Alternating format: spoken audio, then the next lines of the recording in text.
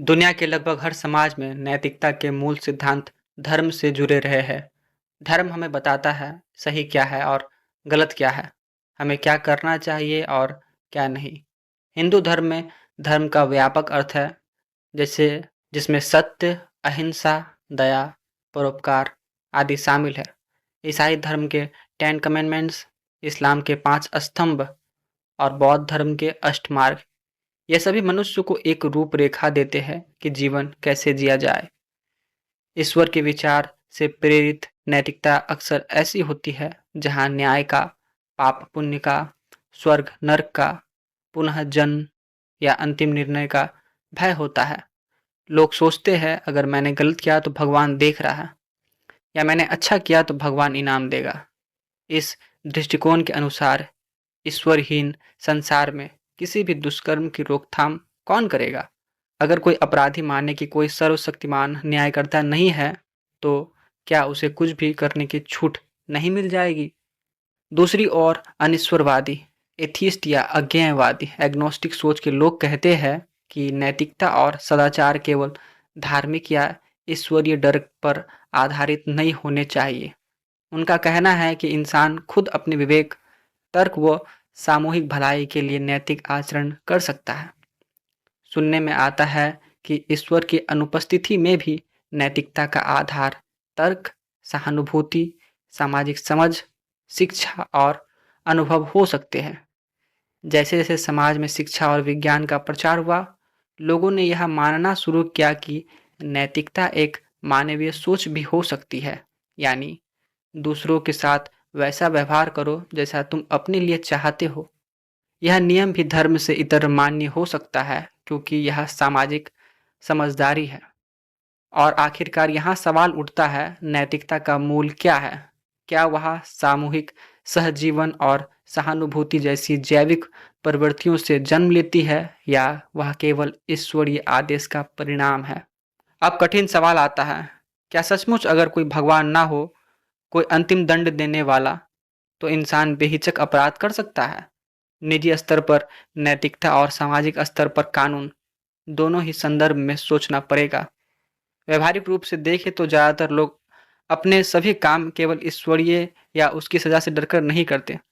दोस्ती, प्रेम, करुणा, त्याग, दया, ये भावनाएं अधिकतर मानवीय संबंधों में बिना किसी स्वर्ग या नरक के डर से की जाती है।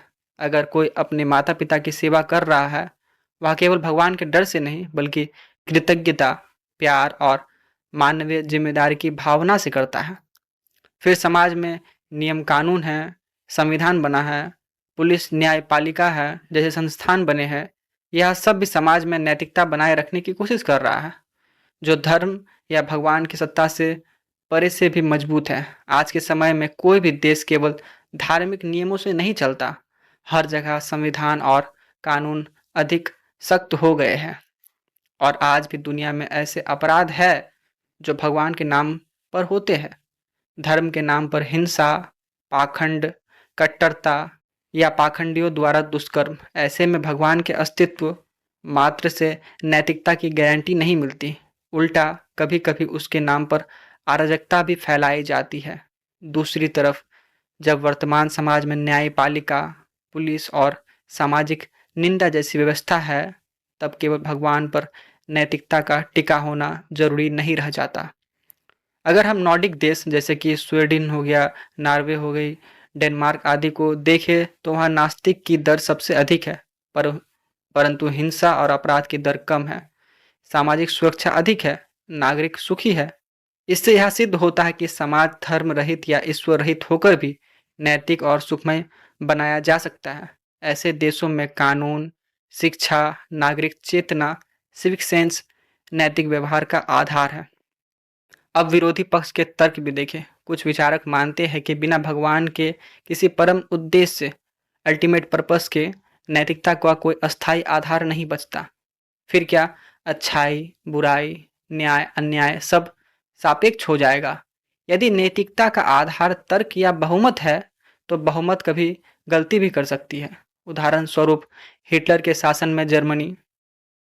आज हम एक नई दुनिया में जी रहे हैं, जहां इंटरनेट, सोशल मीडिया, विज्ञान, वैश्वीकरण ने नैतिकता और मान्यताओं को चुनौती दी है। कई युवा धर्मनिरपेक्ष, सेकुलर या नास्तिक हो रहे हैं।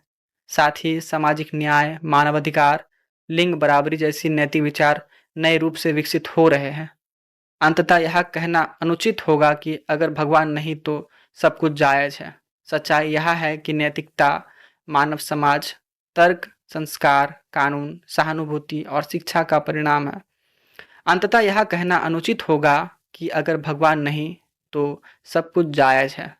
सच्चाई यह है कि नैतिकता मानव समाज, तर्क, संस्कार, कानून, सहानुभूति और शिक्षा का परिणाम है। ईश्वर मानव समाज को नैतिक रहने की एक प्रेरणा जरूर देता है, मगर भगवान के बिना भी इंसान विवेक, नैतिक और जिम्मेदार रह सकता है।